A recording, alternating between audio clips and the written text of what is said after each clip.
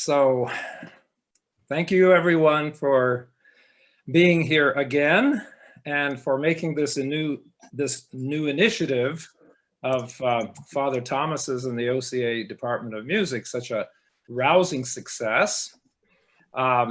We've had an excellent response and a great amount of positive feedback, which lets us know that these types of events are needed among church musicians. And I, for one, am more than happy to be able to share whatever thoughts and resources I can to make the singing in your parish a little bit easier and a little bit more beautiful, as God wills. Because as we noted a few weeks ago, every time we sing a service, we are tapping into that perpetual, eternal liturgy, the heavenly divine service that takes place before the throne of God. And we must do everything that we can to make sure that our singing here is a reflection of that heavenly worship, and that those people who are present in church and hear us walk away with some sense of that. So today we are going to talk about Great and Holy Week, and with Holy Week we reach what is undoubtedly the most intense and saturated time in the worship of the Orthodox Church, not only liturgically and spiritually, but also musically. And so this makes our process of preparation all the more important. By the time we reach the end of the 40 days on the Eve of Lazarus Saturday, it is good to have all the pieces of the Holy Week puzzle, so to speak, laid out and in order, so that all we need to do is to move smoothly from service to service and keep our mind focused as much as possible on that really important thing, the Lord's saving passion and his progress towards the bright and glorious resurrection. As far as the services are concerned, during Great and Holy Week, the Church truly serves up a sumptuous liturgical feast, one that is designed to help us and those who hear our singing to reorient our lives to the one thing needful. In a sense, the clergy and we the singers are the most fortunate of all. While all other people oftentimes must choose which services of Holy Week they will attend as life circumstances permit them, for us the choice is made. We must be at all of them. So just to review, beginning with the Liturgy of Lazarus Saturday, here is the array of services that is prescribed for us. And you see your slide there. I'm not going to read all of these because I think this list is very familiar to you. But just kind of to refresh all of this in our minds, can we go to the next slide, Father? So that concludes there, the array. And it's really, truly a very, very sumptuous menu.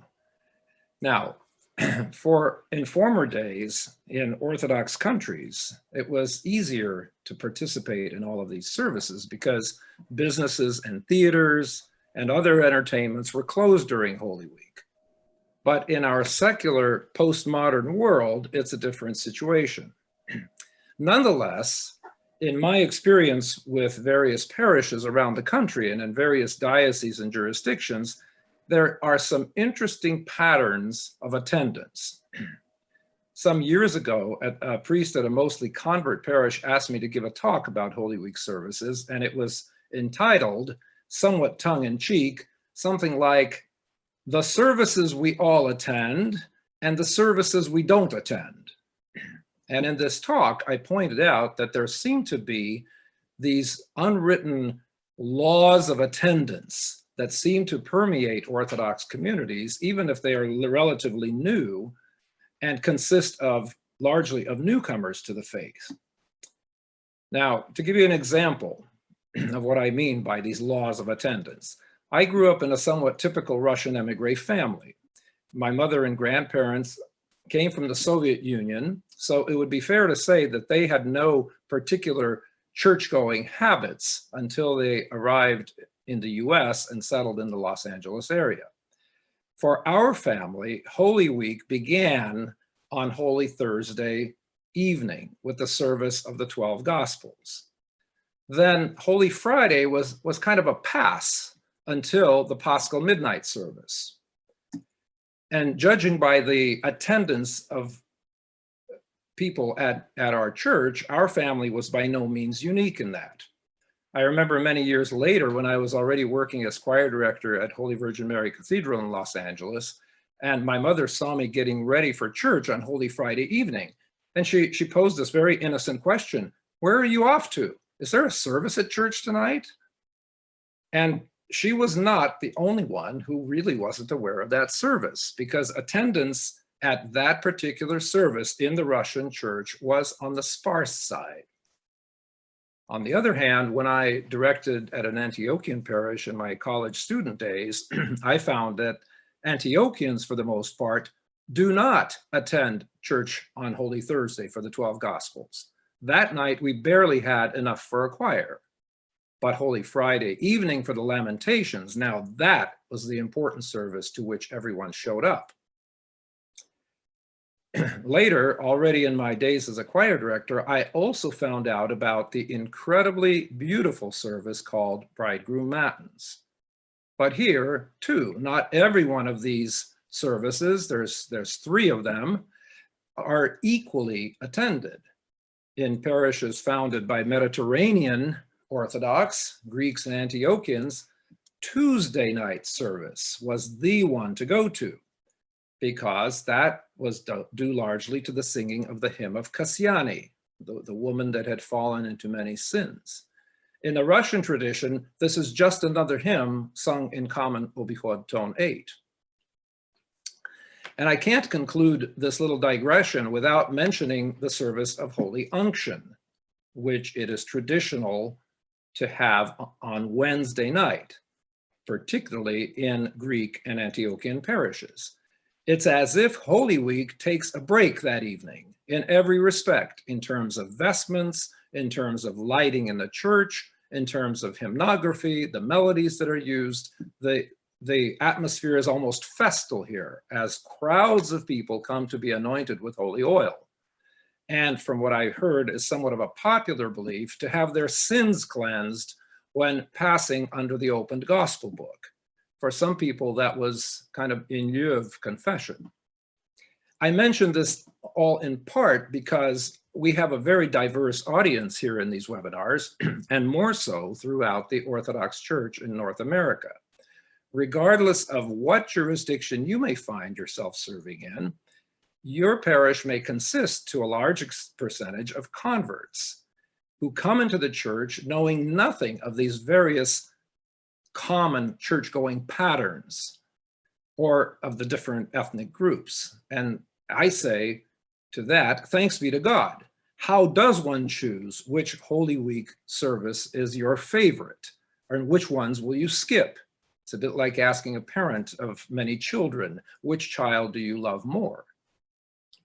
And as I've already said, as choir directors and church singers, we are fortunate enough to have our presence required at many, if not all, of these services. Still, to the extent that our choir singers must deal with the realities of family and work responsibilities, it doesn't make our job necessarily that much easier as choir directors. In our own OCA mission parish here in Carlsbad, California, St. Catherine, where I'm director of church singing, we serve 13 of the 17 services listed above. So for the remainder of the webinar today, I will share with you what we have done in the past, what we plan to do, God willing, this year, as we are still in pandemic mode. As in my previous sessions, and for the benefit of some folks who may be coming here for the first time this week, I encourage you to begin your preparations for Holy Week with a SOAR review, S-O-A-R, and to take a moment to examine the experience of past years. What were your successes? What were your opportunities for improvement? What are our aspirations? And what are some of the concrete results we hope to achieve this year? If you're here for the first time today, I would recommend that you access the videos from the past 2 sessions, which are now available on a page all of their own on the OCA website. And I saw it briefly there. Father Thomas, could you put that slide back up for the, there you have it. So we express our thanks to Matrika Jessica Furman, the OCA webmistress, and for her technical prowess in setting this up. So this is a page where all the materials and the videos of the previous webinars are archived. So you can go back and review some of those things about the SOAR review and everything. I didn't want to take up the time today to dwell on that too long. So Holy Week begins with a dual feast of the Raising of Lazarus from the dead and the Lord's triumphal entry into Jerusalem. Many parishes serve Divine Liturgy on Lazarus Saturday morning, and in many instances, the service is highlighted as an opportunity to involve the children of the parish in a kind of a focused way, perhaps inspired by the communion psalm verse, "Out of the mouths of babes and children, thou hast fashioned perfect praise." In parishes where there is a church school, this might be a service where the children are taught about preparing for confession and communion. If the parish is fortunate enough to have a children's choir, this may be the specific liturgy for which the children prepare to sing all or part of that liturgy. Sometimes the priest will come and prepare the proscomidi in the center of the church, teaching young people and their parents about the essential service of preparation, which otherwise escapes the notice of the faithful because it's done out of sight in the altar. So those are some of the pastoral dimensions that Lazarus Saturday has taken on in many parishes. This year, due to the pandemic, the work of children's choirs, I dare say, may have been disrupted. And it certainly was in our parish, where our fledgling children's choir, which had been meeting regularly for almost 2 years, every Sunday after liturgy. First, we had to move our lessons online, and then last summer, we stopped having them all together. And needless to say, we hope to regroup as soon as we're able. And one of our goals will be to prepare to sing the Divine Liturgy on Lazarus Saturday next year. And it's still a worthwhile goal to establish now, and to establish and to decide how we're going to strategize to achieve that goal.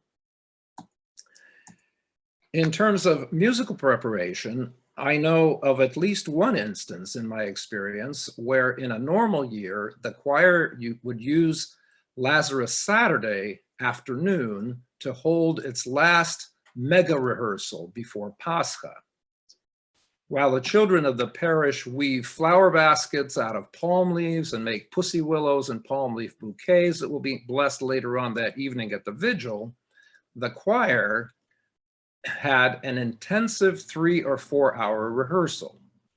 Now, that is a truly splendid idea because from so many different angles, this is the last opportunity to practice Christ is risen, the Paschal canon, and other Paschal hymns. You don't want to be doing that before or after Holy Week services, even if the occasion presented itself and you had any strength or voice remaining. In our parish, we practice our Pascha music after Sunday liturgy every week during Lent, and then we leave Palm Sunday after liturgy as kind of the last touch-up rehearsal if needed. But sometimes it's not even needed if we've done our work properly in the previous Sundays of Lent. But if you haven't thought of this, consider that the afternoon of Lazarus Saturday is an excellent opportunity for a choir practice if you can make it happen. As far as rubrics and music for Lazarus Saturday are concerned, there is no vigil prescribed for Lazarus Saturday. But there is a wonderful resurrectional Matins service with all the elements of a Sunday Matins. You have the resurrection of Logitaria, you have having beheld the resurrection of Christ. And I know of some parishes where Matins is not normally served on regularly, but in those parishes, that liturgy of Lazarus Saturday is prefaced with this Matins service, which can be done in approximately an hour. And in our materials packet, I've included a setting of the canon for that Matins service. I've asked Father Tom to do double duty today, and if possible, Father, can you put the materials packet on the screen and kind of scroll through it as we talk about it? Yes. One moment.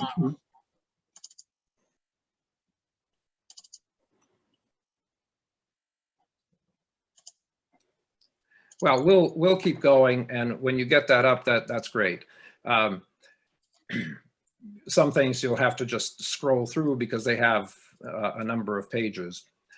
Okay, so then we have the canon for Lazarus, Raising of Lazarus, and if we can just kind of scroll through that, you know, the canon has 8 odes, and they're all here.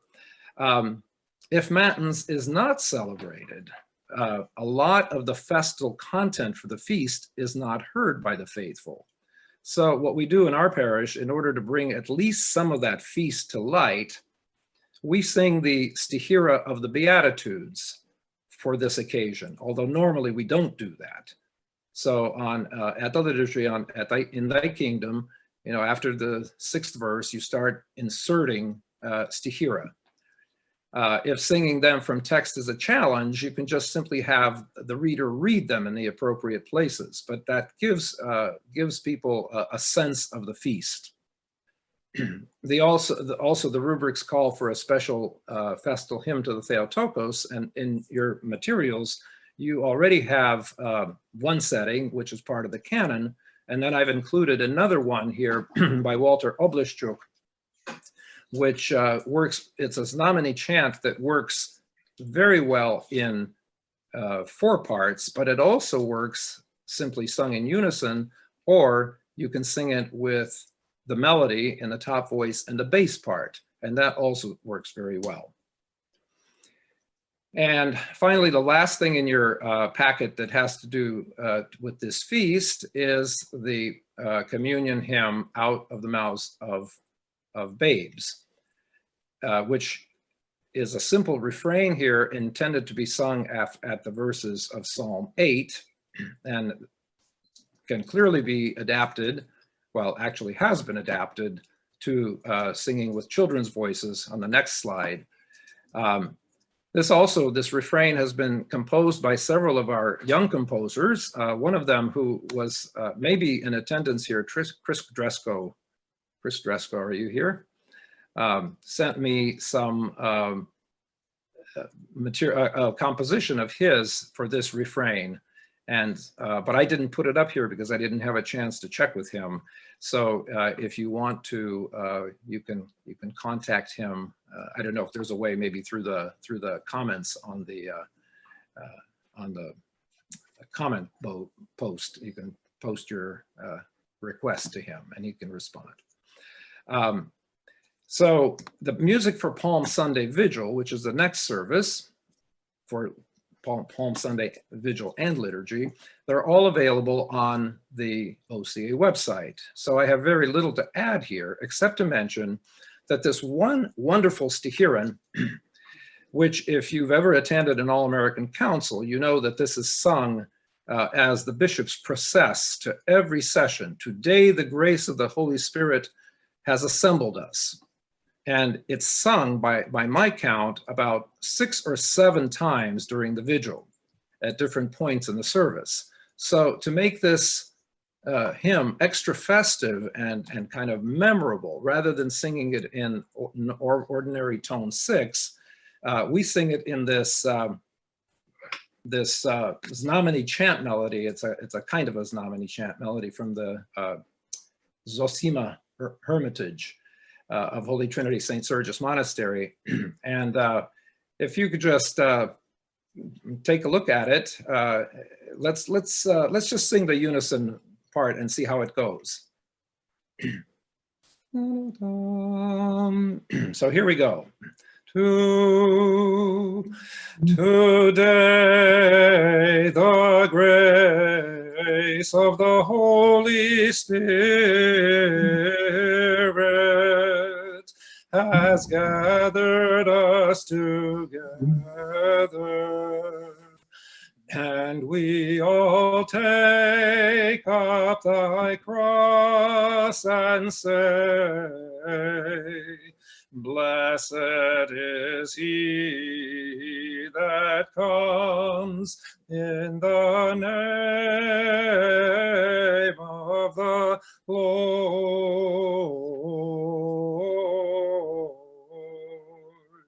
Hosanna in the highest. And when the rubrics call for the hymn to be sung twice in a row at Glory and then Now and Ever, we sing the same hymn, but this time in harmony. And that's on the next slide. This is Walter Obluschuk's arrangement. And so that's there for your use. On Palm Sunday, many parishes do a cross procession, during which we sing the Troparion of the feast. On the OCA website, I just want to call your attention to the fact that in addition to the common Obichod harmonization, you'll find several other versions. There's one in Serbian chant, there's one in Byzantine chant, and I explore you that there's also one, a Byzantine chant in your packet. And I just encourage you to explore these in times of limited forces. Somehow the Byzantine version lends itself to processions, perhaps because of somewhat regular rhythm. So that's just a thought for the Palm Sunday profession. And while we're on the subject of processions, I'm told that in the Middle East, the celebration of Lazarus Saturday and Palm Sunday is always accompanied by this processional song. We might call it a carol, Rejoice, O Bethany. And in your packet, you have a version that's transcribed by and translated by Bishop Basil Essay of the Antiochian Archdiocese. Father, if we could maybe get the other slide up there, and there's a link to a recording by the Boston Byzantine Choir that I'd like to just play a little one verse. It has many verses, and it's a wonderful thing to sing after the Palm Sunday procession. Hold on. I have to tell it to share the sound.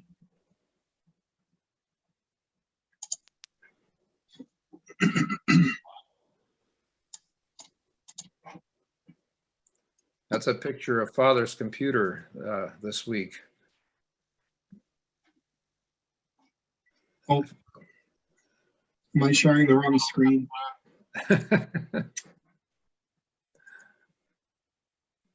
This seems to be the week for computer problems. Okay, here we are. But we can't hear it. Let's try this.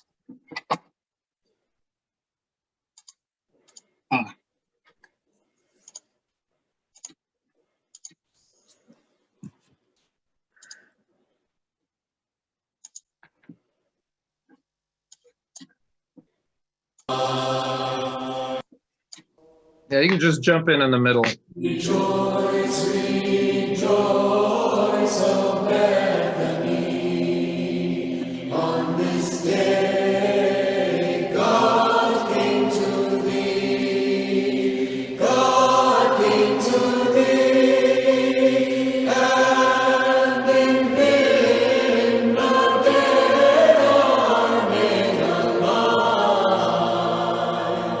as in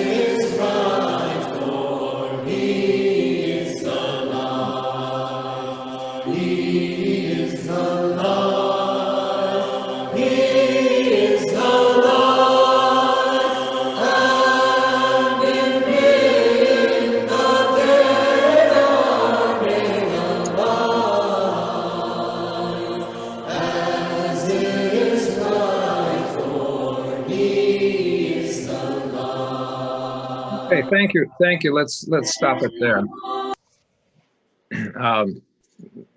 The way the Boston Byzantine Choir sings, there's 8 verses, and some verses are sung by the women, some are sung by the men's voices. It's a lovely carol, and after people get accustomed to it, they can't wait to hear it the next year and the next year and the next year. So, beginning with the evening of Palm Sunday, the ethos of the service changes again. And as we enter Holy Week proper, that period when the Lord, according to the gospel, taught in the temple and delivered some of his most powerful condemnations of the chief priests and elders for their hypocrisy. He expelled the money changers. He talked about the last times and the second coming. All these readings are appointed for the 3 presanctified liturgies served Monday, Tuesday, and Wednesday, and the Bridegroom Matins served on starting with Sunday evening, and then Monday evening, Tuesday evening. We recall that in an early period of church history, Holy Week was the time for intense preparation of catechumens for baptism, and a preparation that has gradually was displaced into the 40 days of the Great Fast, but those gospel readings remain. So if for one reason or another your parish doesn't serve these services, I encourage you to take some time and reread those gospel passages.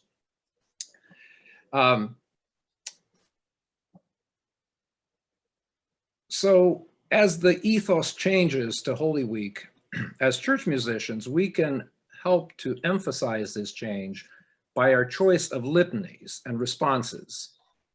I already referred to that in my in our last week's webinar, and there's a link to a video which is now available on that page that about the webinars that you can watch about the role of litanies in controlling the ethos of a service. Now, beginning with the 1980s, the music team at St. Vladimir Seminary, led by Dave Drillock, did a tremendous service for the English-speaking Orthodox Church by publishing their series of Holy Week volumes. Volume 1 was published in 1980, Volume 2 in 1983, and Volume 3 in 2005. There you see a link to these volumes. Now, Volume 1 is still available. Volume 2, unfortunately, is out of print. I found there's a copy on Amazon for $900 that someone's selling it. But Volume 3, I could not find on St. Vladimir Seminary website. So I don't know if that means that it's out of print, but it's still available on Amazon as far as I could see. So there's a link there to the Amazon, but I don't know if there's someone here perhaps from St. Vlad's that can tell us about the availability of that volume. So in these volumes, there are several different litany responses. And one of the ones that seems to have caught on is the Nominee Chant, arranged by Archangel. There's something about that melody and the minor mode of the harmony that seems extremely well suited for Holy Week services. So, Lord have mercy, Lord have mercy.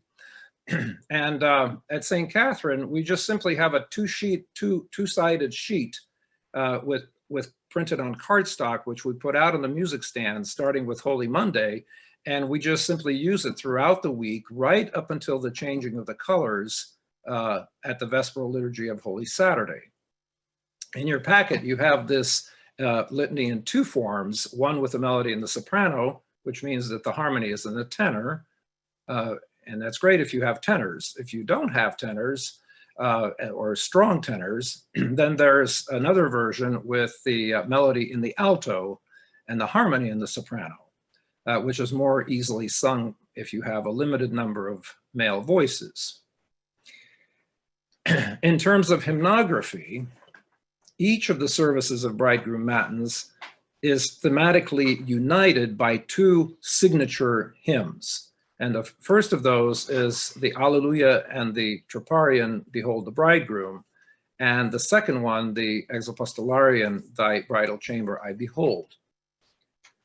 Versions for these hymns are given in the St. Vladimir's Seminary, the Holy Week volumes, including that common version that Tchaikovsky must have had in mind when he was grousing about the dominant seventh chord. So some years ago, I was inspired by the harmony of Archangelski's Nominee Chant litanies, and I came up with an alternative harmonization of this melody, which, as it turns out, is virtually identical to Archangelsky. I found Archangelsky later, his arrangement of Behold the Bridegroom. But you have the copy of this arrangement, and this also works very well if you just have a limited number of parts. You can sing it with the bass part and the melody, and that works out very well. At the last webinar, we spoke about that special liturgical moment in the Liturgy of the Presanctified Gifts when the entire worshiping community unites in a kind of an intense prayerful attention during the singing of Let My Prayer Arise. And in the services of Bridegroom Matins, that moment comes at the Exapostolarian, Thy Bridal Chamber, which is appointed to be sung 3 times, and for which it is traditional for the singers to come out in the center of the church. For me personally, a number of years ago, this was one of those unforgettable moments, once in a lifetime moments, which comes to you sometimes while you're singing something in church. And it stayed with me. It was probably 25 or 30 years ago, and it's still very much with me, and I recall it every time we come out into the center to sing this during Bridegroom Matins. At St. Catherine's, we sing the Kievan chant version, also arranged by Archangelsky, but we sing it progressing from a unison chant to a tenor-alto duet the second time, and the full choir a third time.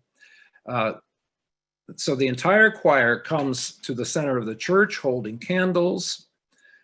We make a full prostration, and then we proceed to sing the hymn in the manner I just described.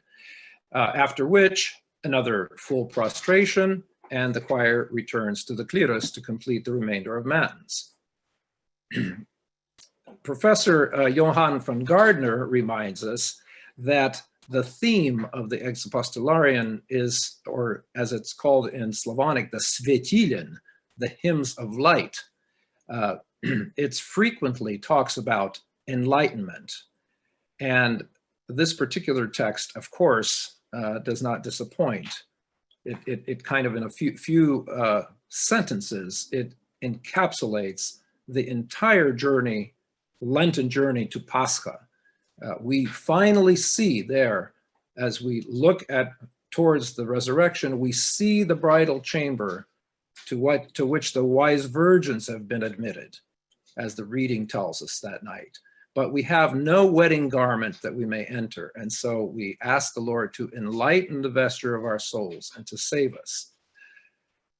Archangelsky's 4-part setting, as well as the unison and 2-part, are available from seraphim6.com, formerly Psalm Music Press. And I've put sample copies in your packet, but if you want to use this, please respect the copyright and contact Seraphim6 for a download.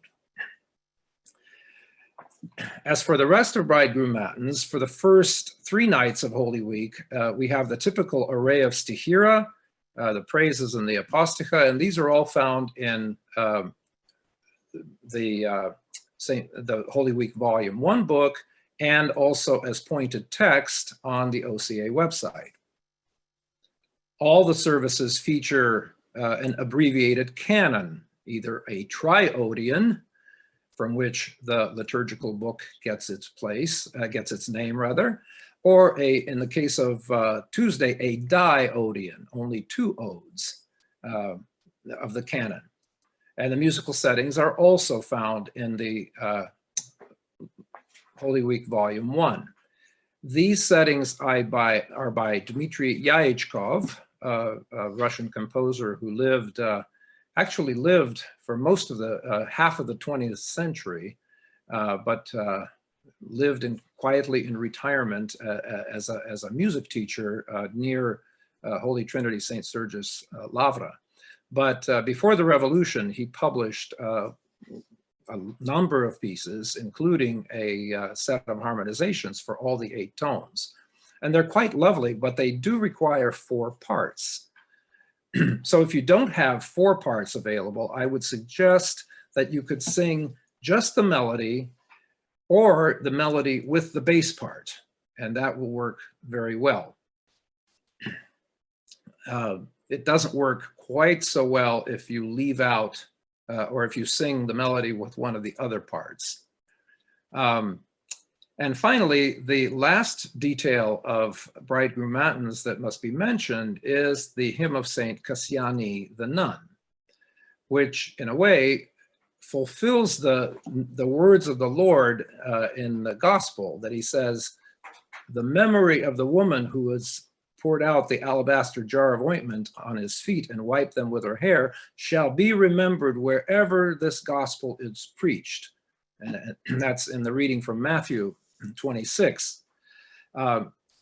So Saint Cassiani was a nun, actually an abbess, who lived in Constantinople in the first half of the 9th century, and is known as one of the few women hymnographers in the church. We've got about 50 of her hymns surviving, and 23 of them are included in Orthodox liturgical books, this being perhaps the most famous of them. Now, as we mentioned before, this hymn has acquired a great deal of attention in churches of the Mediterranean world, and by extension, Greek and Antiochian parishes in this country. I would say it's beginning also to attract attention in OCA churches, and this is in part due to several music settings that have become well known in recent years.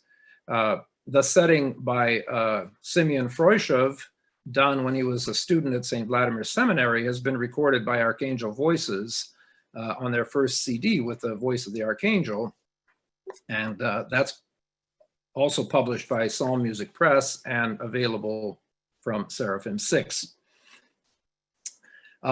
There is a slide in the slideshow that we don't have time to dwell on, but when you get the slideshow, you can download it at the end of the session.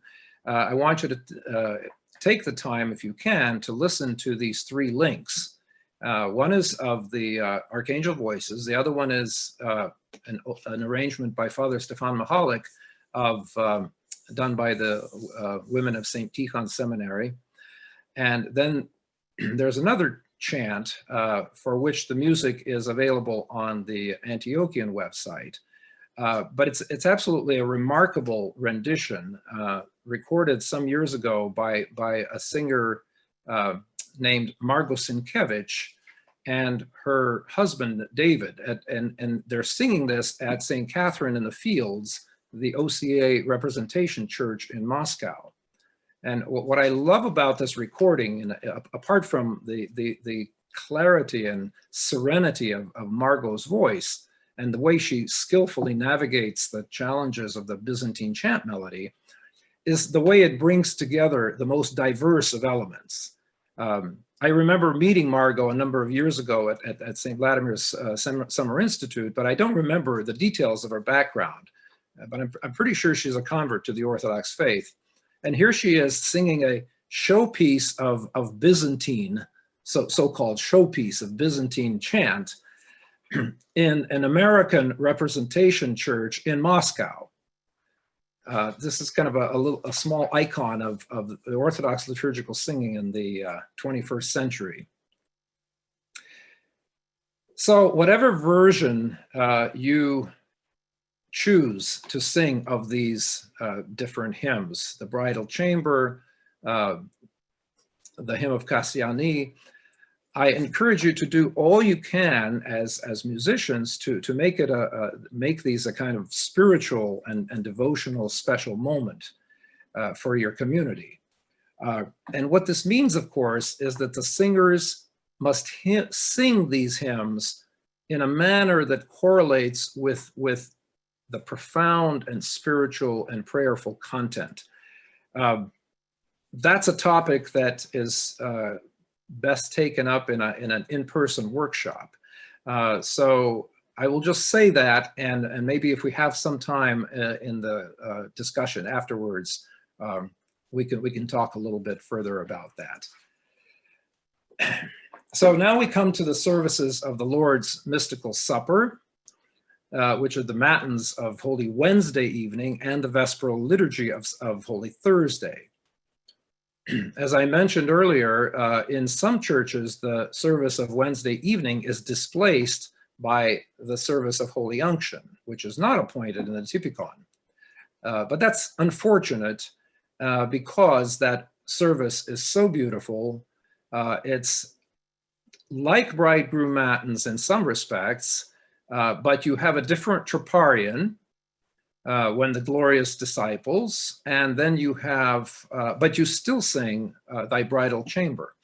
And then you have, instead of a 2-ode or a 3-ode canon, you have the full canon, which is a composition, the poetry composed by Saint Cosmas, Bishop of Mayuma, and is truly one of the most beautiful poetic texts of the entire year. If whoever the reader is for that service, it's absolutely worthwhile to have them read over this canon in advance and to really comprehend what it is they're reading, the dialogues that take place between the disciples and the Lord. Very, very important. In your packet, I've included the arrangement of When the Glorious Disciples, which matches Behold the Bridegroom that you had earlier. And in the slides, I've included a bonus track from the Archangel Voices Lamentations, which can be found on the website, but only if you know that it's there. And here I have a link to that recording. If we have, do we have a moment? No, we probably should continue. We'll let you listen to this later on when you are alone with the slideshow. Just on a purely practical musical note, the canon for this evening that's sung is sung in tone 6, Lesser's Nominee Chant, which is the commonly used, the one that we're going to continue using throughout Holy Week and right into Holy Saturday. But the first 2 chords begin from unusually, from D major to G major, rather than,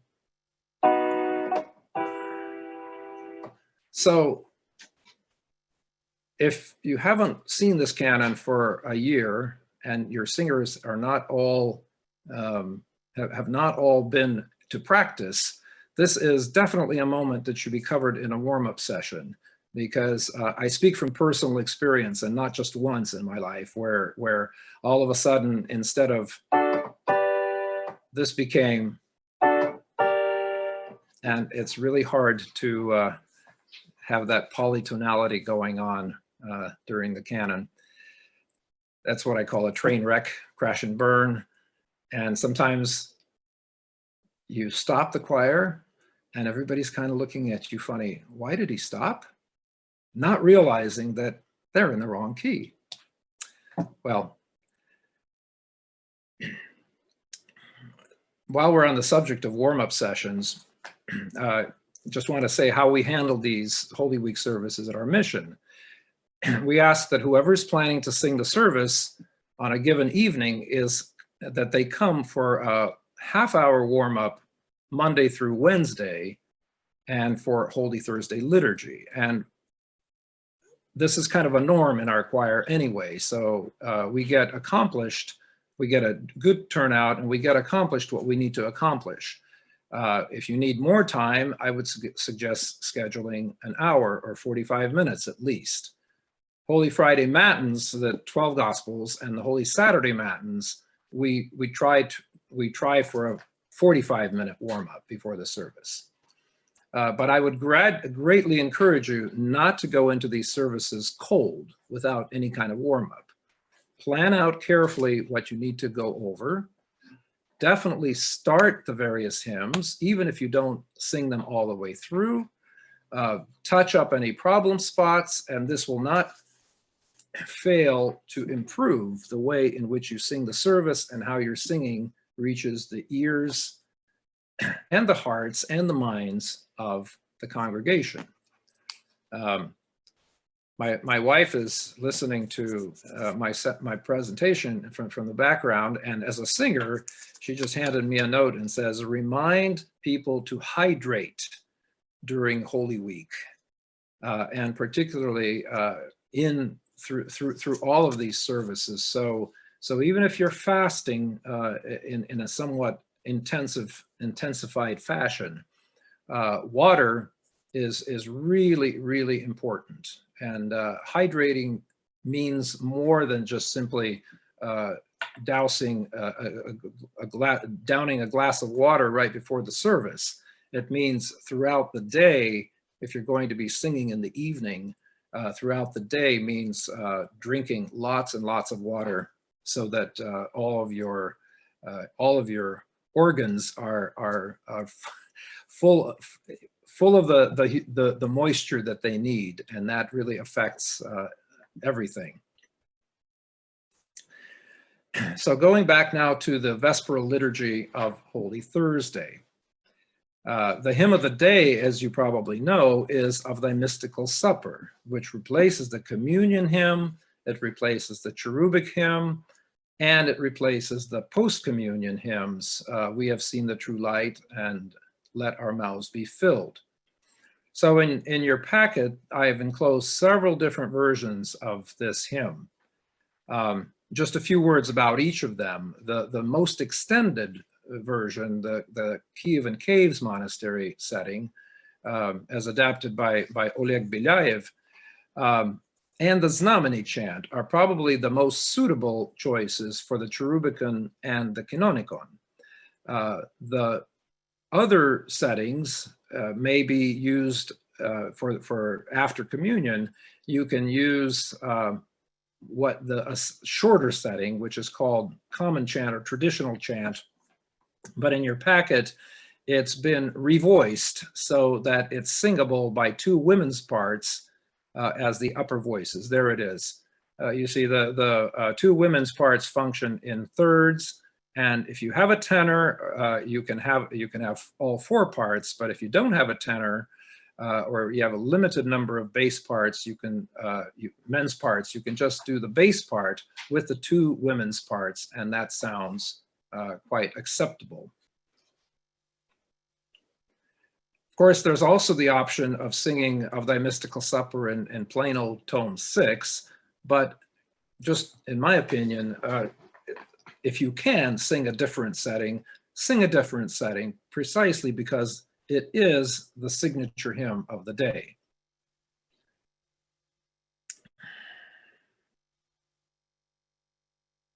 The Matins of Holy Friday, which is also known as the service of the 12 Gospels, as we already mentioned, is the service that has traditionally gained the greatest attention among the Eastern Slavic people, Russians, Ukrainians, Belarusians.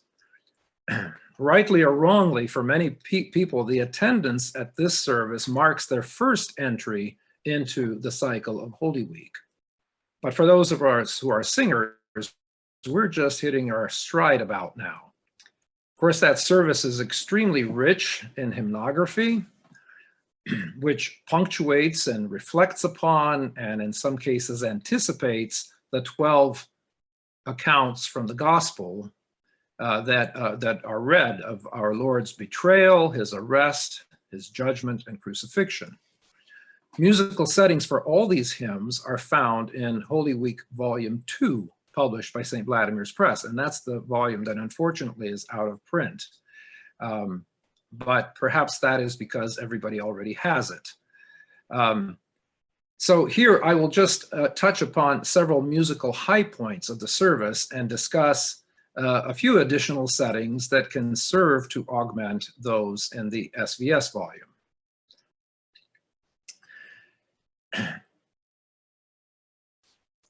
So after the standard opening of Matins, you have the great litany, the threefold singing of When the Glorious Disciples, and then the series of antiphons, which are most likely called antiphons because they were sung in alternation by two choirs. Or according to the rubrics, the typicon, they're actually supposed to be repeated twice, first by one choir and then the other choir. So there's a set of 3 antiphons, then a little litany and a kathisma hymn. And this pattern is repeated 5 times, 3 times 5, for a total of 15 antiphons. So if in the SVS volume, they are very nicely notated, so singing them from pointed text is not an issue. Here, though, as in our previous sessions, I will just mention our hierarchy of options that we talked about, that for singing these texts, if you can do them well with the choir, by all means do them. But if for some reason there are issues or difficulties, or you haven't had time to rehearse, or there's going to be stumbles in singing them from the tones, it's also okay to have a small group to sing them, or to read them, to have the antiphons read well by a reader, and perhaps the choir only singing the kathisma hymns. There are a lot of different varieties. In parishes that I've been in, there's usually been some kind of sharing of labor between the choir and the reader for these antiphons, which helps the singers. If there's just a few singers, it helps break up that simply the vocal load that's required from continuously singing those. If you do have a solo singer sing the antiphons, different singers could sing different antiphons, but care should be taken that the appropriate part is sung. And if it's an obichod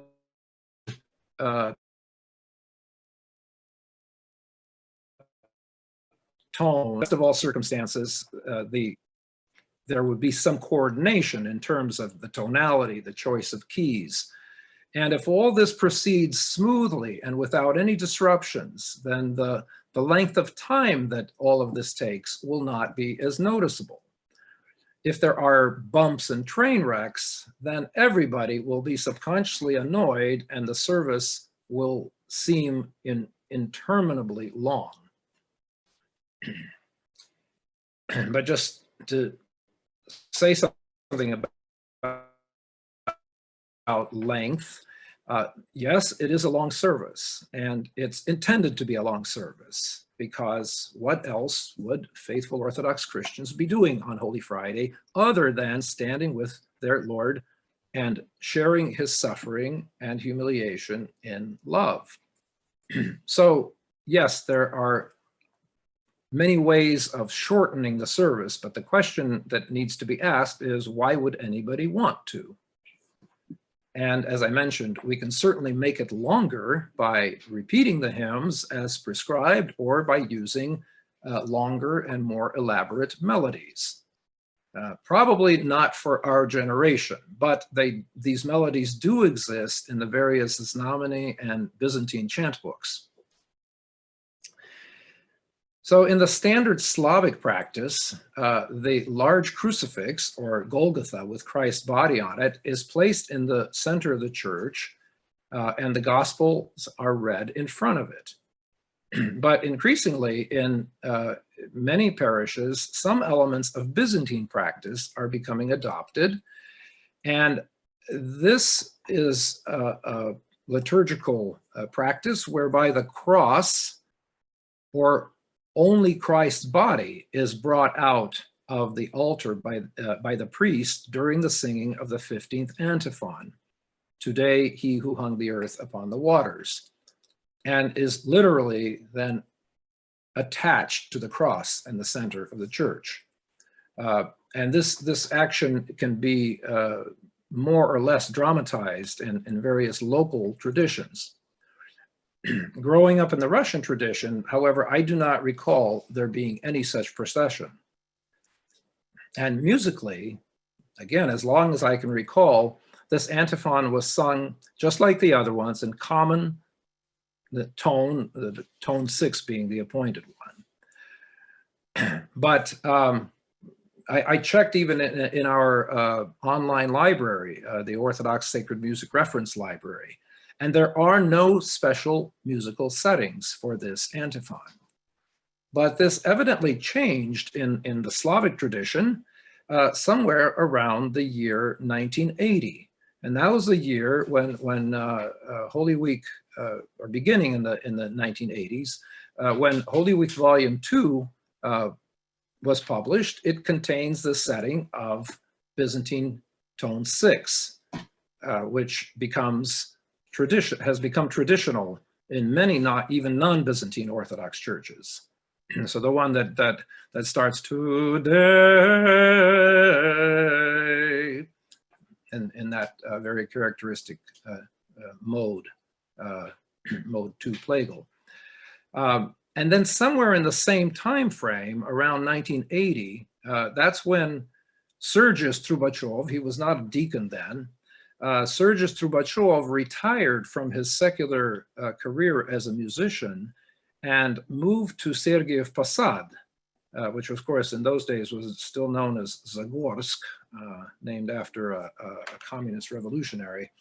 And here in the environs of the Holy Trinity St. Sergius Lavra, Sergius Trubachov and Father Matthew Marmul came up with another musical setting, solo chant-like setting, which is based on, but not identical to any Nominee Chant I have ever found in any chant book.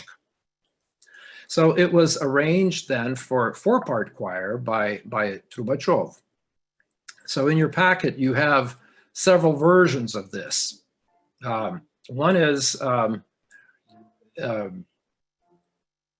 just the melody, and then you have an arrangement for 2 voices that I made in connection with the first recording by Archangel Voices that was published by Psalm Music Press, and also a version of a 4-part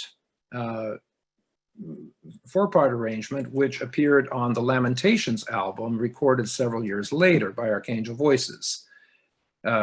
And this is essentially Deacon Sergius Trubachov as we know him now. He was made deacon a few weeks before his repose in 1995. So this essentially the men's chorus arrangement transposed for mixed voices. And then also included in your slides, and this is what you're looking at now, is a very memorable rendition by a late Archbishop Job of thrice blessed memory, which is from 2009. It's the last time that he chanted this 15th antiphon, and it was recorded here. But here you can clearly see that there is no liturgical action or procession taking place here, because the clergy are just simply standing in the center of the church, and here they're singing with the Archbishop. What I didn't know back in 2009, when I adapted Deacon Sergius's 4-part arrangement, is that he not only arranged the first troparion of Antiphon 15, which is often the only portion that one hears, but also the 2 subsequent troparia and the Theotokion.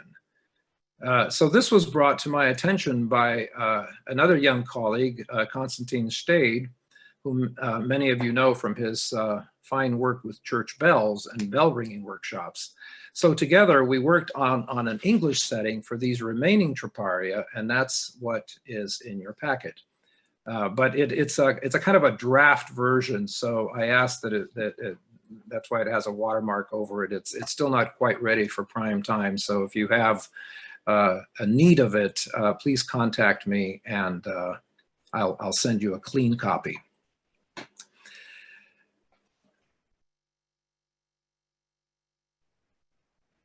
So as we've talked in these past few webinars about the musical ethos of different services, and how even such simple things as litany responses can have a significant effect on how the worshiping community responds to the service. Naturally, I didn't come up with this idea all on my own. During the great revival of Orthodox liturgical music that occurred in Russia in the last decade of the 19th and the first 2 decades of the 20th centuries, which is called the New Direction in Orthodox church music, many prominent composers thought about it and wrote about this topic. So I want to mention here in particular my favorite among these composers, Alexander Kostaisky, who, among many other things, wrote a small monograph entitled A Manual for the Expressive Singing of Stihira with the Help of Alternative Harmonizations. And the gist of Kostaisky's thesis is that some of the commonly used harmonizations for Stihira and troparia that were used throughout the Russian Empire and here in North America, where the Russian church had planted its missions, and they were sung just the way they were harmonized in the imperial chapel Obichod, which we know as Lvov Bakhmetyev Obichod, or the Russian imperial chapel Obichod.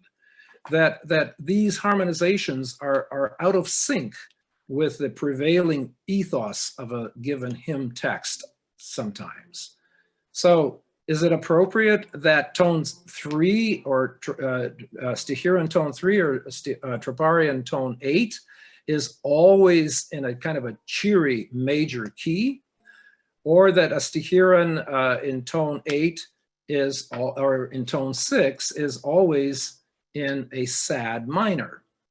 So in his treatise, he offers a number of alternative arrangements, some of them in predominantly major keys and others in predominantly minor keys, along with a table of suggested usage for hymns throughout the liturgical year. One of the most successful alternatives to the cheery and bouncy troparian tone 8 is the one that he offers, this alternative in the case of the Kontakion of Great and Holy Friday. Come, let us all sing the praises of him who was crucified for us. This music is in SVS Holy Week Volume 2, and I'd like to play it for you here while we take a little stretch, perhaps. I know that I need to hydrate my own voice right now. So I will ask Father if you can get that to play for us. From that slide of I call it saving money by customizing car insurance with Liberty Mutual.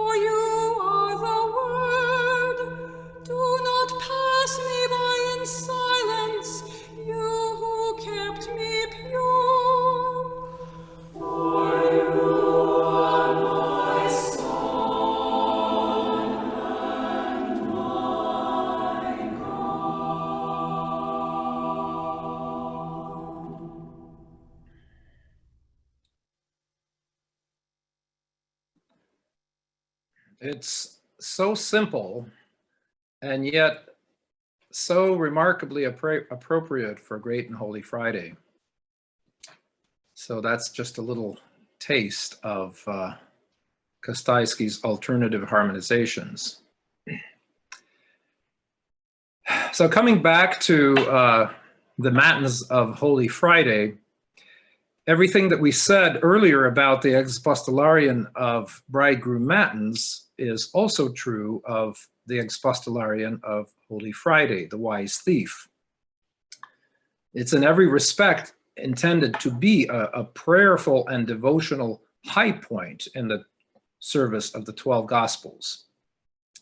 Now, I'm sure that many stories can be told about folks calling the local church on Holy Thursday to inquire what time Razbojnika in Slavonic, which is the wise thief, is going to be sung. And it's true that in pre-revolutionary Russia, since the theaters were closed, famous opera singers were invited to come and sing some extravagant trio settings of this text.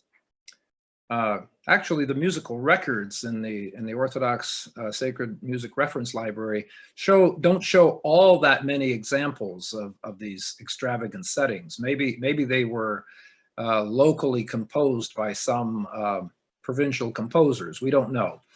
But be that as it may, there are some wonderful alternatives to choose from, both for solo trios and for the full choir.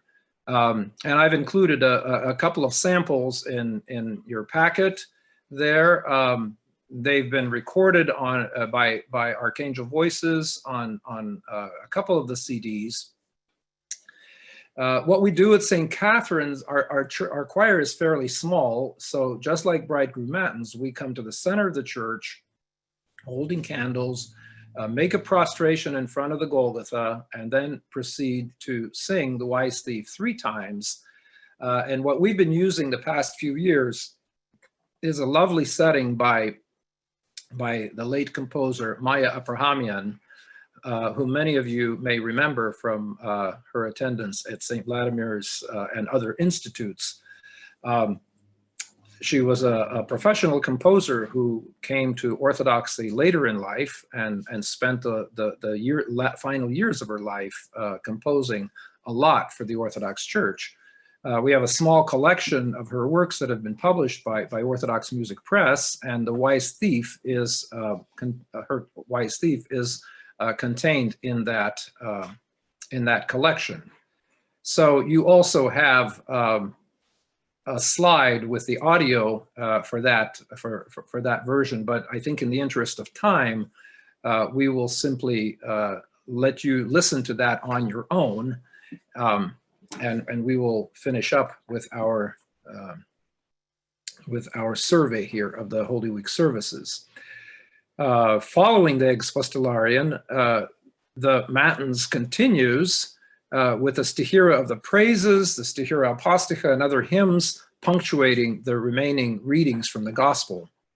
Holy Week Volume 2 from SVS Press also contains Kostajski's alternative arrangements of the praises in tone 3, which normally, as you know, tone 3 is a kind of a cheerful major key. Well, in your packet, you have another alternative arrangement, which is a little simpler than Kostajski's, but it's also in a minor mode and seems to be more appropriate for the Matins of Holy Friday. And that about sums it up for the Matins of Holy Friday. It's a long service, but depending on the arrangements used and perhaps if there is a little bit of sharing with the reader, alternating with the reader at the first part of the service, it does not need to be vocally exhausting. And after all, there are more services to sing the next day. If you use the Holy Week Volume 2 as your primary resource, you will be able to sing this service quite well and smoothly and supplement it perhaps just by a few extra arrangements. That's what we do at our church. We use that volume actually, and we have paper clipped the sections in between that we don't need to, that we aren't singing from. And so if you have multiple copies, you just need a small additional stapled packet in addition. And while we're on the subject of stapled packets, I want to just say something that may simply be the most obvious thing, but if you ever hand something out to your singers, please staple it with 2 or 3 staples on the sides like this. What you don't ever want singers, and you never expect them to do it smoothly, is to sing from corner staple, double-sided music. You know what I'm talking about? I think if you never hand your singers another corner stapled piece of music, they will love you and thank you forever. Just a little practical note here about handouts. But I've been to choirs where you are handed corner stapled music, and well, then the fumbling and turning is predictable. I don't have much to say about the service of Royal Hours, which comes Friday morning. In some parishes, the choir is given a bye so that they can rest up for the remaining 2 services of Holy Friday, the Vespers, and then the Matins of Holy Saturday, which is typically served on Friday evening. Vespers, that afternoon, usually afternoon service at 3 o'clock in the afternoon, there's nothing much unusual about it. There are some beautiful hymns, of course. It's the first appearance, the original appearance of the model melody, Joseph with Nicodemus took thee down from the tree. There's the much beloved Troparion, the noble Joseph, which is good to sing it very softly and very slowly, while the clergy make their procession with the shroud. That's another one of those moments that has to be sung by the choir as if with bated breath. It's not only good to conserve breath because of the long musical phrases of that Troparion, but it sets up the appropriate atmosphere, the solemnity, as the shroud is brought out out of the altar, placed it in a tomb in the center of the church, this is available. All this music is available in Holy Week Volume 2. Now, for a period of about 22 years, all the available music for Great and Holy Week ended with the Vespers of Holy Friday, because that's where Holy Week Volume 2 ended. And after that, church musicians were on their own. There was a small collection of Holy Week 3, published by the late Leonard Soroka, which had some of the hymns for Holy Saturday, but other choir directors exchanged contraband copies of the working proofs that their priest had smuggled out of St. Vladimir Seminary after graduation from the volume 3 that had not been published. Now, you may be laughing, but you know that if you lived through that period, you know I'm telling it exactly how it was. It took a long time, but finally in 2005, SBS Press published Holy Week, the long-awaited Holy Week. David Drillock would always call it the long-awaited Holy Week Volume 3. And let's see, I have a copy here somewhere of it. Here it is, Holy Week Volume 3, the long-awaited, and filled with all the necessary music for the Matins of Holy Saturday and the Vesperal Liturgy of Holy Saturday. It's a very rich volume, and if you can indeed, if you have not gotten it, if you're not familiar with it, I urge you to acquire it and put it to good use. In addition to Holy Saturday propers, you will find also 2 settings of the Great Doxology and several corrected settings of Gladsome Light. But over the years that preceded the appearance of this volume, some musical arrangements were developed for the Matins, and I would like to share them with you. As we already mentioned, as strange as it may seem, the Matins of Holy Saturday, that is Friday evening, is not as widely popular, and I use that term advisedly, is not as widely popular a service in the Russian tradition as it is in the Byzantine. The term Lamentations service is not even used in the Slavic realm.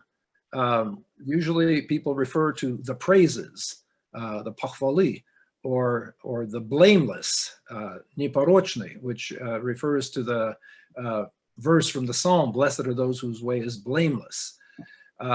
And almost as if by corollary, there are no memorable musical settings of these poetic verses sung in between the verses of Psalm 118. The one composed setting by Russian composer Zaitsev, if you ever wondered who Zaitsev was, he was a kind of a second-tier church composer, lived from 1824 to 1896, which is included in Holy Week Volume 3. It's a lovely setting, but it wasn't by no means widely sung. And in fact, in many Russian churches, the clergy read those composed verses, the Lamentations, and the choir sings the verses of the psalm to a very simple chord pattern. By contrast, in Greece and in the Balkans and elsewhere in the Mediterranean world, the Lamentations truly can be said is a kind of a popular phenomenon. And the singing of those melodies is done to melodies that are known to everyone and often sung by the entire congregation. You can find YouTube videos of that even as it happens today. As you all probably know, there are 3 sections, or stases, into which the 176 verses of Psalm 118 are divided. The melodies are prescribed to be sung in tone 5 for the first 2 stases and tone 3 for the 3rd stasis. And the reason, of course, that these melodies can be sung by large congregations is because in the original Greek, these verses are metered, each verse having the same number of syllables, and consequently, the traditional melodies are also metered. So in stasis 1, the pattern is there are 4 lines of 6 syllables, 6 syllables, 12 syllables, and 11 syllables. In stasis 2, it's 4 lines of 5 syllables, 10 syllables, 10 syllables, and 11 syllables. In stasis 3, it's 3 lines of 7 syllables, 6 syllables, and 5 syllables. And these meters are what's called trochaic. They're long, short, or stressed, unstressed, stress, unstress. Bum, bum, bum, bum, bum, bum, bum, bum. When in 2009, Archangel Voices began to put together the repertoire for their Lamentations album, we wanted to represent these hymns in as many traditions, in many different ways in which they're sung. And thus I began a quest, not only for authentic melodies, Greek, Serbian, Bulgarian, Romanian, Arabic, etc. As I mentioned, there were no Russian melodies as such. But what was more important, I started searching for singable English translations. And needless to say, there weren't many to be found that were metered. The most heroic effort was found on the website of Father Ephraim, the late Father Archimandrite Ephraim Lash, with all 176 verses metered, but even his verses, while technically accurate, didn't in some cases sing well. They just didn't flow. So a great many hours later, after collating and reviewing many existing translations, and with a good deal of what I call wordsmithing, we came up with a small sampling of verses that flowed well with the melodies that we wanted to use. And I'm very grateful to Father Ivan Moody for obtaining, through channels known only to him, copies of Bulgarian composer Dobry Christov's musical settings, which I had heard on a recording, but which were not published anywhere. We also transcribed melodies from the Serbian singer Divna, and from the singing of Romanian monks, and several other examples. So in the course of my work at St. Catherine's, we've added a few more verses to Stasis 1 for a total of 16, and for Stasis 2, and these are included in your packets. For Stasis 3, we used the setting in St. Vladimir's Volume 3 book. So at St. Catherine's, these have now become traditional in that the congregation has copies of the text and everybody sings along. And you have copies in your of the music here. For singing the Lamentations, our choir comes to the center of the church, and we stand in a semicircle behind the clergy in front of the tomb. Now, practically what that means is that every choir member needs a copy of the music and a candle, while the choir conductor alone gets a music stand, portable music stand. So for the Lamentations, what I did was I made spiral-bound booklets that are very portable. They're not the whole service of Holy Friday, but simply the Lamentations, and then later are the praises and the great doxology, along with the processional funereal Holy God. And which these, we come out for the praises and sing them in front of the tomb, because it's very difficult to form a procession and start processing while you're either singing the praises or the great doxology. Of course, depending on the physical configuration of your worship space, these considerations may vary. For the burial procession, we use a slightly modified version of the traditional Holy God melody, which has been adjusted so that the musical stress falls on ho of holy rather on li, as it does in adaptations from Slavonic, where it says Svyatý Bože, Svyatý Krepki. So you get holy God, holy mighty. But you have a setting there where that has been attenuated. Whenever you consider making an adjustment to a traditional melody, it's essential, several things are essential. One is that the clergy know about it and that they're on board. The second one is that the singers are well prepared and rock solid musically on whatever different version you're trying to sing. And perhaps the third consideration is that you start with the old melody first, and then partway through the procession, you switch to the new version, whatever new version you're trying to sing. I'll mention the same thing in connection with the Paschal procession next week. If you do it that way, most people in the congregation will scarcely notice. But if there's a crash and burn with the new version, everybody is guaranteed to notice. And your well-intentioned efforts to improve the singing may result in a setback. So along these same lines, and to conclude our session for today, I just want to mention the last few items in the packet. And these are refrains from the Vesperal Liturgy of Great and Holy Saturday. The refrains after the 6th and 15th Old Testament readings, they contain minor adjustments. For example, in the first refrain, to eliminate the undue stress on the word for. For gloriously has, why not for gloriously? That's the adjustment that's been made there. And in the second setting, it eliminates the triplet that in the rhythm, which can sometimes throw choirs off who aren't normally, because our choirs are normally not accustomed to singing triplets. As to how these verses are chanted, there are some different schools of thought. One school has the choir pausing and singing the refrain after each verse, which is perhaps the right way to do it, but it tends to get a little long.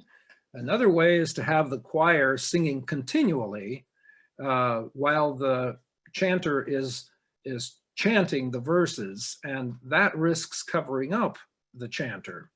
My personal preference is to divide the verses into groups of 3 or 4 ahead of time and to sing the refrain after each group of verses. That way the verses are audible to everyone and the time required is shortened a little bit. And of course the pitch on which the reader is chanting needs to be coordinated with the key in which the choir is singing. That's, again, self-evident, but it doesn't always happen if it's not always strategically prepared in advance. And finally, the last item in your packet is a setting of the verses and refrain that replace the Alleluia at the Liturgy of Holy Saturday. This, of course, needs to take the required amount of time so that the colors of the vestments and the icon cloths can all be changed. And hopefully that's not a task that assigned to the choir singers, but somebody else has to do that. So I have included a version, a Serbian melody arranged by Johann von Gardner, which I discovered some years ago in my music search forays in various libraries and archives. As it happens, this setting of Arise, O God is a preview of a new collection of Paschal hymns that we've been working on, which we will kind of unveil at next week's webinar, when we'll talk in detail about the services of Pascha itself and the entire Paschal period. So that is what I have for you this week. And in the time remaining, we'll open up the floor for some questions and comments. Okay, everyone, you are welcome to either raise your hand, or if you have a question, you can place in the chat, or you can just speak up. And please note that most of you are muted, so you'll have to unmute yourself also. Marilyn? Vlad, I have a question. When we're singing congregationally, how do you keep the congregation moving and avoid late starts, which are, you know, sometimes 2 or 3 words or beats behind, and it just sounds combubulated, because that's really hard. Well, it is, and every congregation, I dare say, it has its own particular problems and challenges. Yes, congregational, I attended for a few years when I lived in the DC area. I attended Holy Trinity mission led by Father Paul Harelchak, which all the singing for every liturgy was congregational. And it was slow. And depending on who was there, kind of leading the singing, there was no choir as such. Everybody just kind of started singing. And it was slow. But on the other hand, it was very hearty and very full-bodied. And I often thought in those days when we talked to workshops about congregational singing and everything, I thought, you know, if only the congregation of Holy Trinity could somehow be put on a bus and brought to an all-American council on kind of like a display under glass and say, folks, this is good congregational singing. This is what you want your congregation to sound like. But to your question, first of all, the question is, where is the choir director standing? Are you standing in a line of sight with the congregation? Or are you behind them? That's sort of like Archbishop Benjamin used to say, like the caboose driving the train. You know, when the choir is in back of the congregation or up in the choir loft, it's very difficult to effectively lead the congregation. But on a practical matter, I would say that the best examples of congregational singing is when there is some preparation and when there's some, I mean, this is not something that immediately comes to mind, but to have a couple of occasions sort of strategically selected to go over some hymns that you want the congregation to sing. Not just expect them to do it on the spur of the moment. You don't expect your choir to sing well without any rehearsal. Why would you expect the congregation to sing well after? Because after all, they're the non-singers, right? You have the singers are in your choir. So we did that a couple of years ago at St. Catherine. We wanted more participation in those days from the men in the congregation. We have a lot of men. We didn't have that many in the choir. A couple of years later, interestingly enough, it all shifted as all of our women got job transfers or started having babies and dropped out of the choir. And we had a men's choir with a few altos thrown in for flavor. And we did after liturgy, we got together all the men and the altar boys and the clergy and everybody, and we went over, for example, those the Troparia that we wanted to sing during processions, for example. So we went over the Palm Sunday Troparia.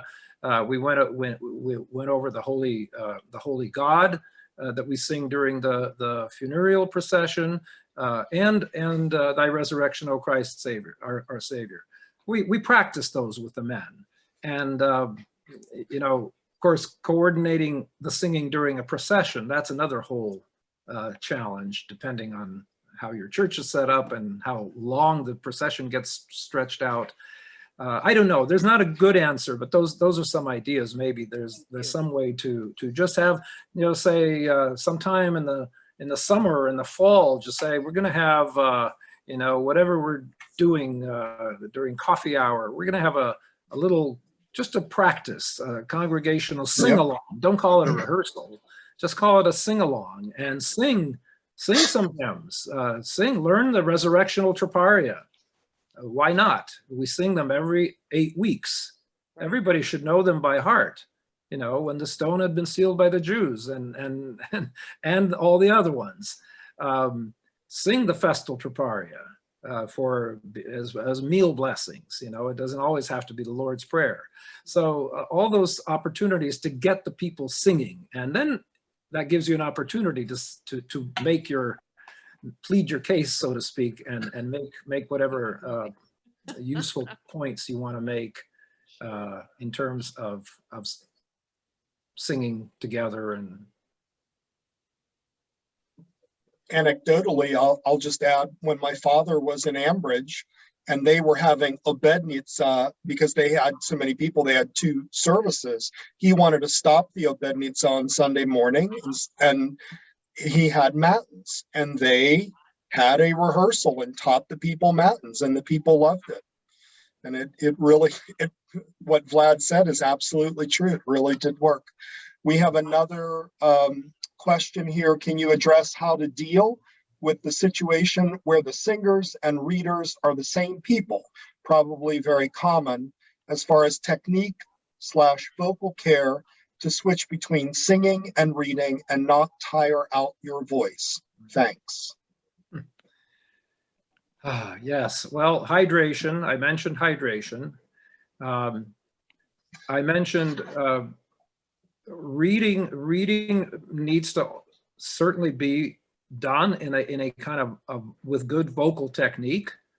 Sometimes we tend to switch off that consideration when we're just reading, but just reading in church also entails good vocal production, good breath support, good vowels, good consonants, and never straining. Possibility, depending on the situation, some type of amplification for the reader if they need it. We do have that technology these days. It doesn't have to be an expensive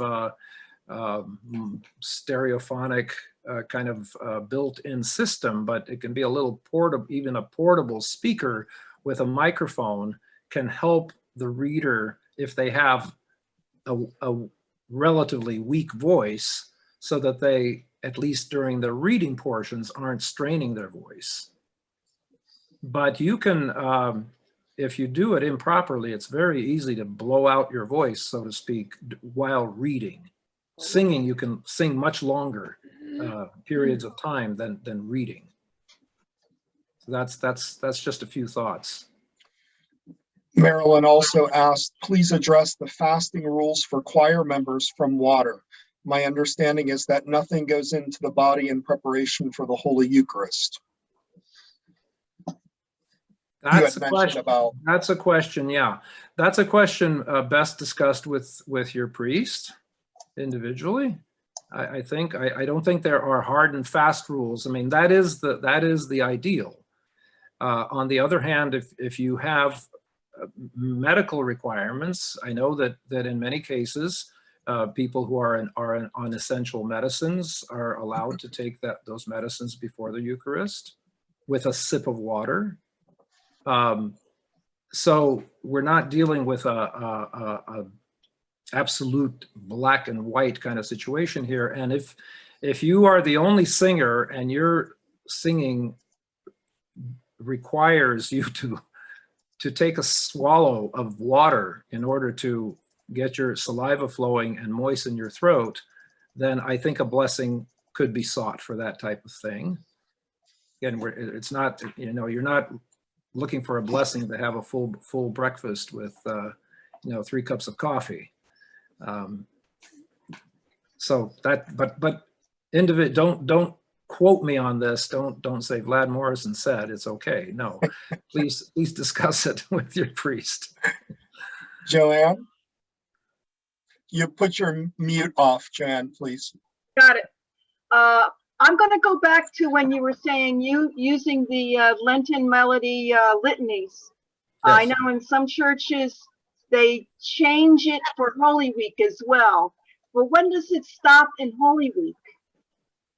As far, if you have one melody, like the traditional one for from Forgiveness Sunday, Vespers onward, and then you start for Holy Week a different one, whether different key and whatnot.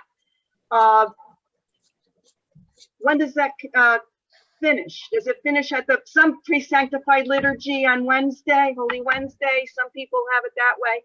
Yeah. I'm confused. There are no hard and fast rules here. I simply mentioned a couple of different ways of doing things, and the considerations primarily being those of the ethos of the services. Now, those Presanctified liturgies on Holy Week, you can certainly use what I call the Holy Week in our practice of the Holy Week litany, the Holy Week melody, Lord have mercy. But you can use the other one. Some people coordinate it with the use of the Lenten prayer of Saint Ephrem, O Lord and Master of my life. You will not find any typicon that states, and here we stop singing the Lenten melody.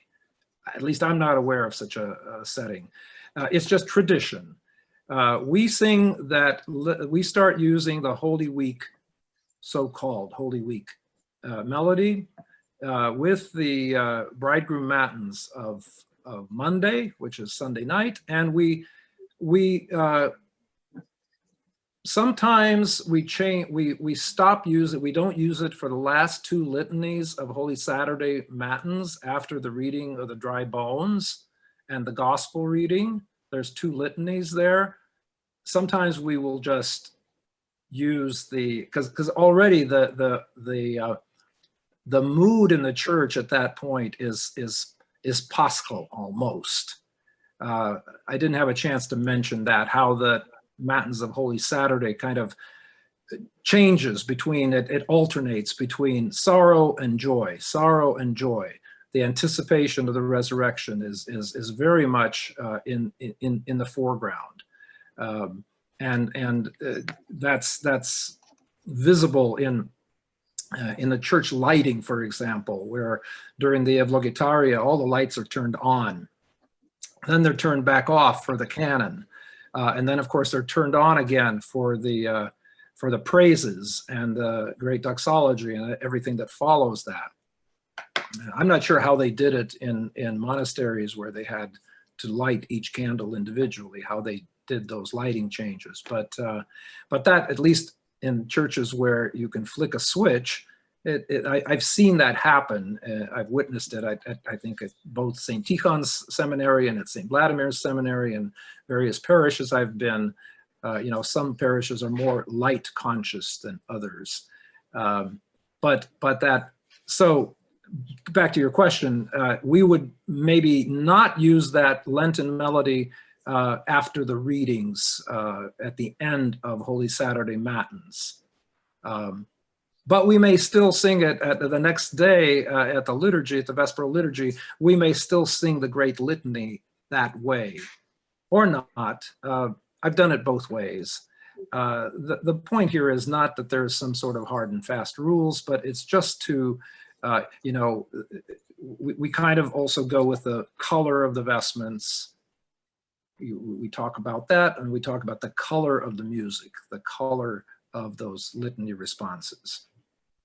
So well, I'm sorry, I hope I'm not interrupting, but when you mentioned that part of Holy Week near the end where they went from sorrow to joy, I remember even the epistle where the Arise, the Paschal verses are intermittent with the Alleluia verses from the reader. Right. I'm sorry, I forgot which service. Let God arise. You're speaking of arise, O God, and judge the earth. Yes. Let God arise. Let Yeah, that after that, you would definitely not use the Lenten or the Holy Week melody. Okay.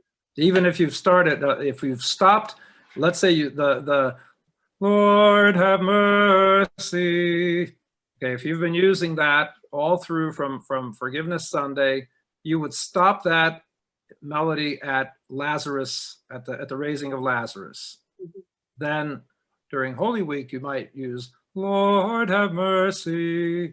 Okay, and then that one you would definitely, whatever you do at the end of Matins of Holy Saturday, but at the Vesperal liturgy on Holy Saturday, that following day, you would not use it after Arise, O God, when all the vestments are changed to white. I was thinking more of not Let God Arise. Yeah, Let God Arise. Okay, you're thinking. That is Let God Arise. Alleluia. The Let God Alleluia. arise, let his enemies be scattered. Yeah. Yes. I've heard recordings where the reader of the epistle would be chanting it as a precursor to the Paschal verses. Absolutely. That's why, and that's why we don't use the Lenten melody or the Holy Week melody after that, after those, for those remaining litanies that at the end of Matins there. Yeah, because definitely. And by the way, there's a setting in your packet also of the Alleluia in tone 5, which uses the same melody as the refrains. Gloriously he has been glorified, and praise the Lord and exalt him. So, Hallelujah. And then the reader, let God arise and let his enemies be scattered. And that, again, it's already a paschal Alleluia. Which is great. Thank you. Okay. There's a Any question other here. questions? Yeah, there's a question here. Does anyone have a version of the Lamentations in the Byzantine tradition? The packet that you have, the melodies are, in fact, a version. The question is, there are many Byzantine traditions, as we found out. The way they sing certain melodies in Greece is not the way they sing them in Romania, and not exactly the way they sing them in Serbia, and not exactly the way they sing them in Palestine. So, but that melody that we have, if you sing just the melody with the ethos,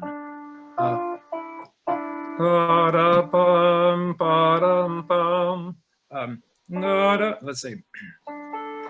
Ya pa pa da da da ya da da da da.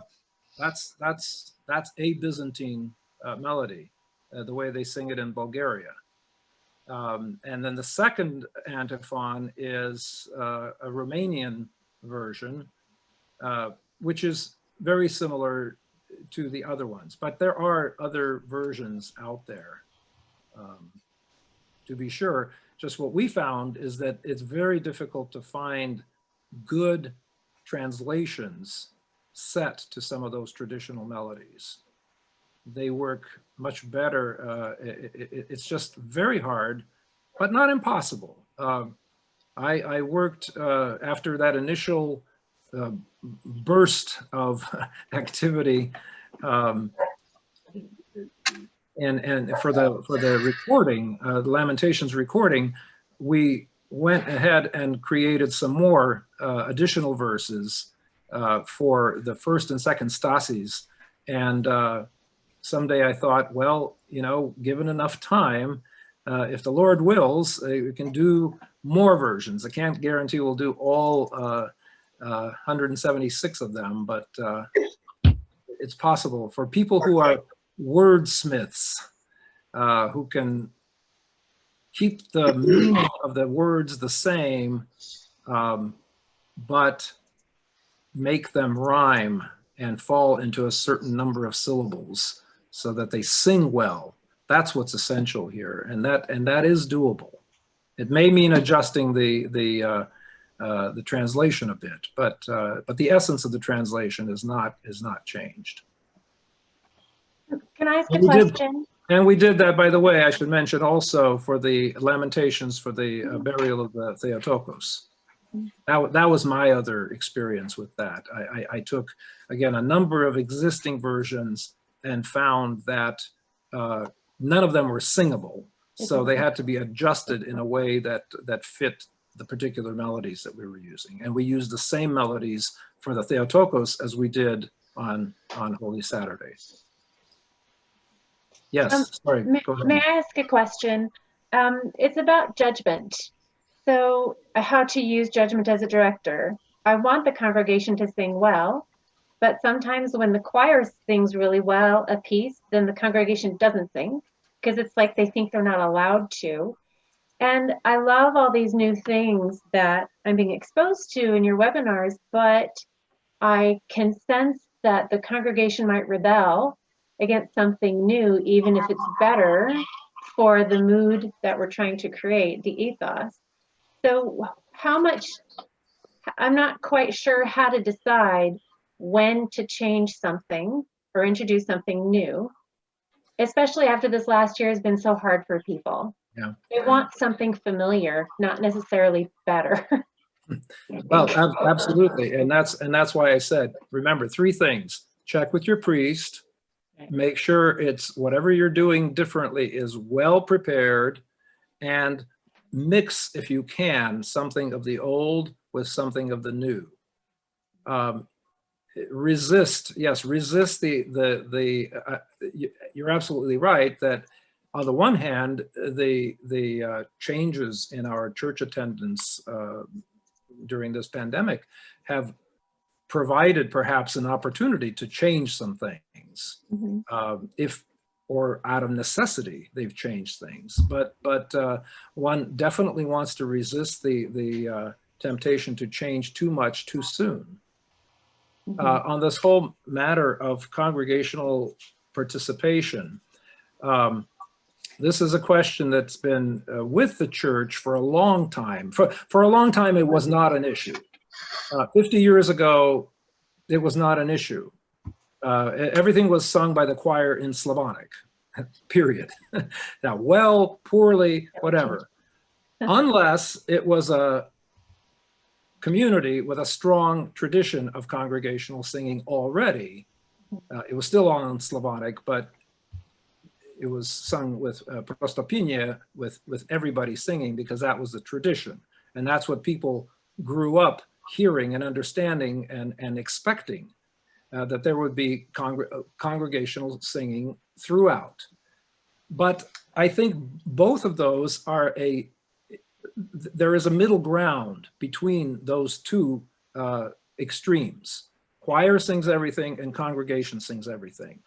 And I think we can look to our liturgy exactly to no other source, but to the very liturgy itself for guidance as to which of those, where that golden mean falls. If it's something that, and I get I get questions. We have lots of new converts, lots of inquirers, lots of catechumens in our mission. When do we sing? What do we sing? I said, well, if it's simple and if it's repeated many times, like Lord have mercy, that's a pretty good hint. It's okay to sing along, right? It's what it is. That's a dialogue between the deacon and the congregation, really. And the choir doesn't need to sing some sort of elaborate, fancy, where there's 13 different responses for the 13 different petitions of the Great Litany. It sounds beautiful. I love Tchaikovsky. I love Rachmaninoff, but it's not congregational. It doesn't lend itself to congregational participation.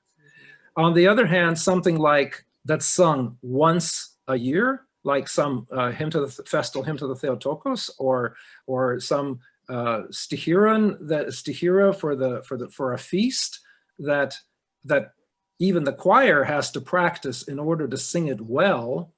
That's probably not the best place for the congregation to participate. And if everybody understands that, again, you have to have those teaching moments. You have to be on the same page with the priest. You have some opportunities to interact with members of the congregation, perhaps explain some of these things or just kind of discuss them. Then it really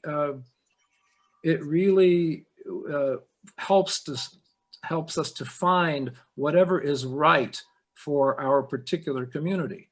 The cherubic hymn, probably well to be left to the choir, especially if you want to sing some different settings. Some parishes sing the same cherubic hymn every single Sunday. Others have 10 in their repertoire, or 15 or 20. Again, the balance is usually the thing that we strive for.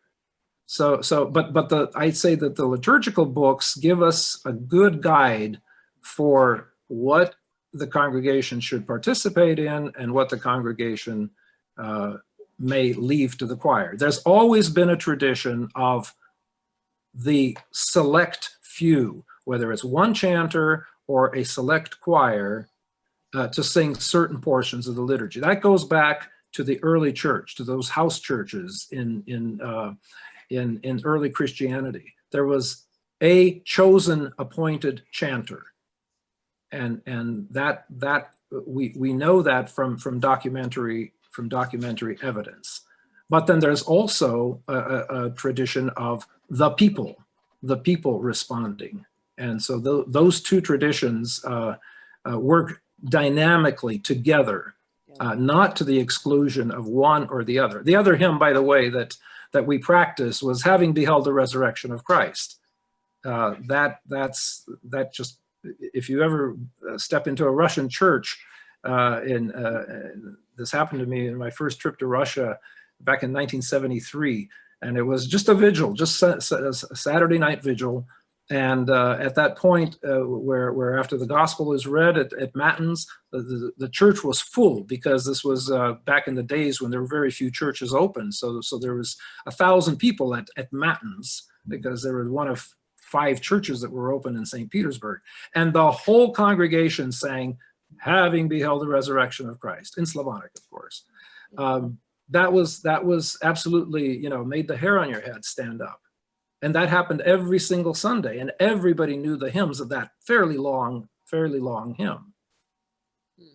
So anyway, I hope that's kind of a long-winded answer to your question. And there's no set one answer, but every parish, every director, as someone said, how does one decide? Well, that comes with that's why choir directors command high salaries. Yeah. Very high. Very high. Vlad, we have one difficult decisions. We have one interesting question here. I'm just going to rephrase it a little bit, but it's about Bortnyansky's trio version of Arise, O God, and these verses that are put in between, which are not the prescribed verses. And how did this come about? And has that replaced in the Russian tradition the standard of what is normally said by the reader for Arise, O God? Right. Yes. First of all, let's set the record straight. It's Turchaninov, Archpriest Peter Turchaninov. That's the famous trio that I think you're referring to. And yes, it does not use the verses of Psalm 82, which are the ones that are prescribed in the service book.